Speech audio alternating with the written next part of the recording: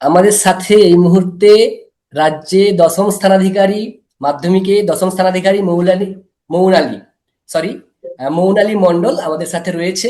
প্রথমেই মৌনালীকে আমি virtually congratulation জানাচ্ছি একটা ফুলের তোড়া দিয়ে। অসংখ্য ধন্যবাদ বলবো না, তুমি যেই পরিশ্রম করেছো তার একটা রেজাল্ট পেয়েছো তুমি আজকে।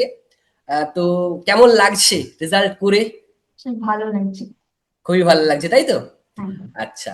তো প্রথম যখন অ্যানাউন্স হয়, নামগুলো যখন অ্যানাউন্স হয়, সেই সময় তো অনেকের নাম অ্যানাউন্স করছে।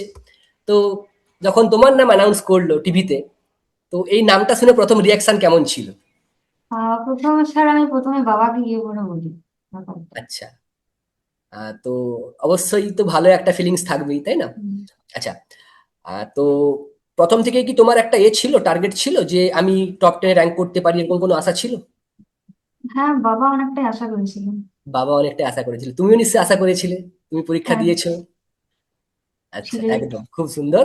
আচ্ছা, এরপরে যেটা জিজ্ঞাসা করব, আমাদের যে তুমি আমাদের এখানে মক টেস্ট দিয়েছিলে, হুম। প্রথম থেকে শেষ পর্যন্ত কতগুলো মক টেস্ট দিয়েছিলে তুমি? বোধ হয় 390 এর দিয়েছিলাম, আর একটা 3টে মক টেস্ট দিয়েছো, তাই তো? আর একটা 70-এর ছিল। তো এই যে মক টেস্ট দিয়েছিলে, হুম। তোমার এই মক টেস্টের যে প্রশ্ন বা মক টেস্টের যে অ্যাডভান্টেজ, কিছু কি তুমি পেয়েছো মাধ্যমিক দিতে গিয়ে?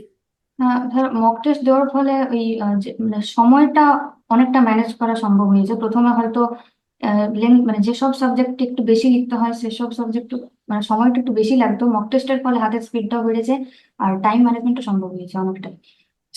আর তুমি বলছো তোমার টাইম ম্যানেজমেন্ট করতে তোমার খুব সুবিধা হয়েছে, তাই তো মক টেস্টে? ওকে। তো তুমি বললে তোমার রেজাল্টে তোমার কনফিডেন্স মোটামুটি একটা ছিল, একটা র্যাঙ্ক করার মতো পসিবিলিটি তুমি করেছিলে। আচ্ছা। এরপর তোমাকে জিজ্ঞাসা করবো, এক্সামের যে তুমি প্রেসার, পরীক্ষার আগে এই প্রেসারটা কিভাবে নিজের মধ্যে একটা তো থাকে যে পরীক্ষা যতদিন, যত সামনের দিকে এগিয়ে আসে তত একটা প্রেসার বাড়তে থাকে, দিনের পর দিন প্রেসার বাড়তে থাকে। তো এই জিনিসটা কিভাবে হ্যান্ডেল করেছো? আচ্ছা, সত্যি কথা বলতে আমি অতটাও চাপ নিইনি পরীক্ষাটা নিয়ে, কারণ বাবা মা বলতেন ভালো পড়াশোনা করলে ভালোই হবে। একদমই তাই। যদি প্রথম থেকে শেষ পর্যন্ত ভালোভাবে পড়াশোনা করো তাহলে পরীক্ষার লাস্ট মোমেন্টে যে প্রেসারটা, সেই প্রেসারটা খুব একটা ফিল হয় না। খুব। এরপরে আমি তোমায় জিজ্ঞাসা করব যে তোমার যে এবছর তুমি মাধ্যমিক দিলে, হুম? তো মক টেস্টের যে পারফরমেন্স তুমি করেছিলে, তো হুম। সেই পারফরমেন্স এবং এই মাধ্যমিকের পারফরমেন্স, এই দুটোর হুম। মধ্যে কি ডিফারেন্স বা কি সিমিলারিটি?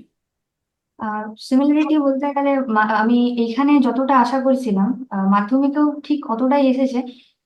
কিন্তু ওই মক টেস্ট দেওয়ার ফলে মাধ্যমিকের নাম্বারটা ওই কিছুটা বেড়েছে। ওকে।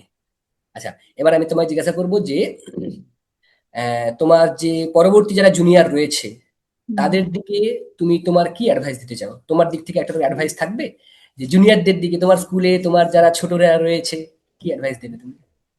ওই সময়ের কাজ সময়ে করা, সময়ের কাজ সময়ে করলে পরে সবই ঠিক থাকে। আচ্ছা। আর এবারে তোমার ফিউচারে প্ল্যান কি, পরবর্তী পদক্ষেপ? আপাতত তো সায়েন্স নিয়ে এগোতে চাই, তারপর দেখি। আচ্ছা। আর যদি বলা হয় তোমার ফিউচারে কি হওয়ার মানে পরিকল্পনা আছে, কি হতে চাও, বড় হয়ে কি হতে চাও? আমি মূলত ওই রিসার্চ লাইনে যেতে চাই। আরেকবার বলবেন, শুনতে পেলাম না। রিসার্চ লাইনে যেতে চাই। রিসার্চ নিয়ে রিসার্চ করতে চাও, কোন ফিল্ডের উপর? সেটা এখনো ভাবার বিষয়। এখনো ডিসাইড করে ওঠেনি। ওকে। আবারও আবারও কংগ্রাচুলেশন, কংগ্রাচুলেশন আমাদের টার্গেট এর পক্ষ থেকে। অসংখ্য অভিনন্দন, ভালোবাসা।